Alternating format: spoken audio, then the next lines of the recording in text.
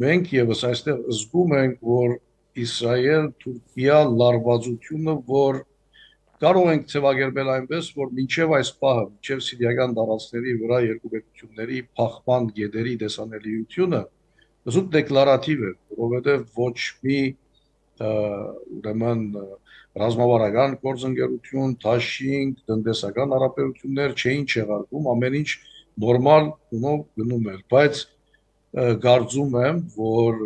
սիրիական տարածքների վրա գրանցվողները այդևս դեկլարատիվ հարտությունից անցել են գործնական փուլ, որովհետև ի վերջո փախվում են մի կողմից այսօրվա Դամասկոսի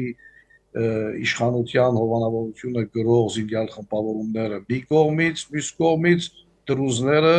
ովքեր ուրեմն անմիջական աջակցություն են ստանում Իսրայելից։ Հիմա սա նաև քաղաքականորեն